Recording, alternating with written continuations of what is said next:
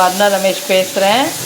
Sunday special வந்து சொரக்காய் பூரி எங்கள் வீட்டில். இதை பாருங்கள், சொரக்காவை திருகிட்டு கொஞ்சம் எண்ணெய் விட்டு பேனில் வணக்க போகிறோம்.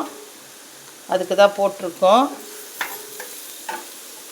இதில் காரத்துக்கு கலருக்கு இது பிளெயின் சில்லி பவுடர், காரத்துக்கு நம்ம சில்லி பவுடர் நாங்கள் அரைச்சி வச்சுருப்போம். மிளகாத்தூள் அது சும்மா அரை ஸ்பூன் போட்டால் போதும்.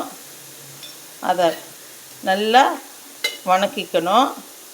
வணக்கிறது தான் இருக்குது. நல்லா வணக்கிட்டு அப்புறம் கோதுமை மாவில் இதை வந்து இதுக்கும் சேர்த்து உப்பு இதிலே போட்டுடுறேன். கோதுமை மாவுக்கும் சேர்த்து கேஸை ஸ்லோவில் வைக்கணும். கோதுமை மாவுக்கும் சேர்த்து இதை உப்பு போடுறேன். சொரக்காய் எப்போவுமே தண்ணி விடும் இல்லைங்களா, அதை தான் கொஞ்சம் வணக்கிட்டால் நல்லாயிருக்கும். பார்த்து சப்பாத்தி மாவு பிணைஞ்சிக்கணும். அப்புறம் கொஞ்சம் இஞ்சி பூண்டு பேஸ்ட் கொஞ்சோண்டு போட்டால் போதும். கொஞ்சம் போட்டு அதையும் சேர்த்து வணக்கிக்குங்க. சொரக்காயெல்லாம் ரொம்ப உடம்புக்கு நல்லது. இது நீர் சத்துக்காய்.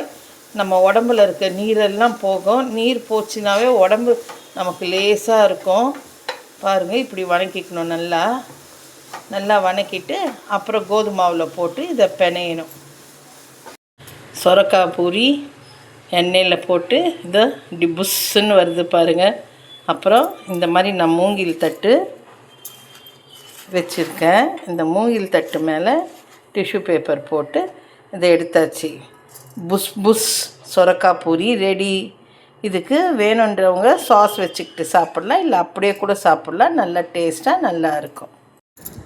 இந்த பாருங்கள், புஷ் புஷ் சொரக்காய் பூரி வித் சாஸ் வச்சு சாப்பிட போகிறோம்.